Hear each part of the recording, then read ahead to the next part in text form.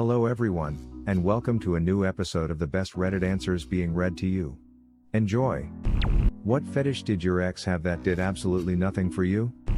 My ex would always painfully squeeze my nuts right after a blowjob.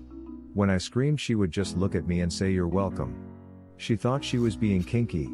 All it did was give me an irrational fear of getting a BJ ever again.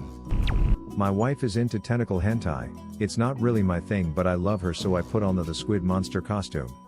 I don't know why, but you two seem like a cute couple. It's BC, they love each other, and I put on tentacle costume for her. She wanted to be woken up with sex, but it did nothing for me because she always woke up first. Okay, look. I'd suck on your feet, I'd pee on you if that was your thing, but you want me to wake up earlier for you? Sorry, but that's too much. Sleep is my hobby. I once dated a guy that told me he had a thing for waterboarding. As in, he had waterboarded his exes, with their consent. That's a nope from me, brah. Was he a prison guard at Guantanamo Bay? Guantanamo Bay. She liked to baby talk to my dick and blow on it while never on our whole relationship jacking me off or giving me head. I'd if that was her kink, but yeah, it's not a turn on when someone starts talking to my penis and never actually does anything with it, lol. I shall call him Squishy and he shall be mine and he shall be my Squishy. Come on, Squishy. Come on, little Squishy. I'm never going to be able to enjoy Finding Nemo again. She would absolutely quiver about having her eyes licked. I didn't know that oculolinctus was a thing until I dated her. Oculolinctus. Worst day at Hogwarts ever. It's oculolinctus, not oculolincta. She really wanted me to know what penetration feels like and wanted to peg me. I just didn't have the courage to lay down and get piped. Always keeps me up at night. What does it actually feel like? I mean, I put my finger up my butt but never had someone ram something into my donkey. You are quite philosophical. Yeah, that was pretty deep.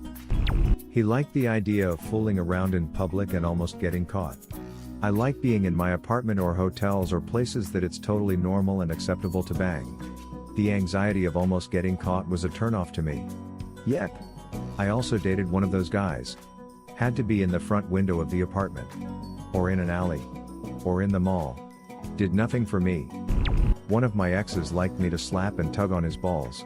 It didn't do much for me, and honestly for the first 6 months I was too afraid to do much to them. My boyfriend likes this too. Not slapping them but like, tugging the poop out of them. As far as they could physically go. Makes me so nervous. Seems like it would hurt so bad. Just stop when you hear a ripping sound. He absolutely loved it when people washed dishes.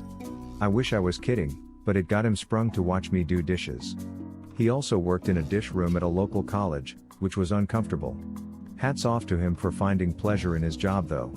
If you do what you love, you'll never work a day in your life. Because you'll be too busy spanking it in the break room to get anything else done. She wanted me to slap her during sex. I just wasn't down for it. She liked being choked too. I did on occasion, but I just didn't feel comfortable doing. One time she wanted me to hold a knife to her throat. I definitely wasn't going to do that one. That was normal until the NWTF. Yeah, seriously. A little rough is fine, but a knife to the throat? Yikes. Bro, my ex was wild. I remember one time she was on top, she liked being choked and hit. I didn't. She was on top, she blasted me with a hard backhand / slap to the face when she was riding me, getting too into it. She ended up being the craziest, most manipulative, life-destroying girl ever. She ruined my life in a way. Sex was fire though when she wasn't throwing hands. Yeah, I knew a girl like this, except it was hair pulling. It was a constant hair pulling contest, back and forth, making each other more angry and hate effing with every pull. It's been years since I've seen her and I still can't decide if I liked it or not. My ex had a fetish for calling me mommy, but it made me super uncomfortable and was a factor in our breakup. I had an ex that wanted me to pretend he was toddler age and I was his mom, during sex. I think I've been wetter during a pap smear. A guy I dated had a foot fetish. He was obsessed with my feet. He bought me socks and would want me to text him what shoes I was wearing and such.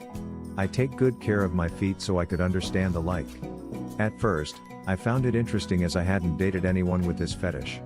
I let him lick and suck my toes a few times, seeing if I liked it. It tickled, did not find it sexy. That's when I decided, not for me. Really nice guy. Good on you for putting your foot down. I was eating her butt because I thought she liked. She was letting me eat her donkey because she thought I liked it. Actually took like 2 years to figure out. Since I'm a teacher, they like to act like a naughty student who needed to be punished. You probably don't realize how gross and duck that is as an actual teacher who works with teenagers daily. I hate when any of my SOs try to super sexualize my career. Sigh I am. I once had my SO call me Mr., my last name, in a sultry voice during foreplay, and we had to have a conversation about how and why that's a huge turnoff. What would have been your answer or question? Leave it in the comments below. Slap that like and subscribe button for more, and check out the link in the video description for even more answers. Peace out, and catch you in the next video.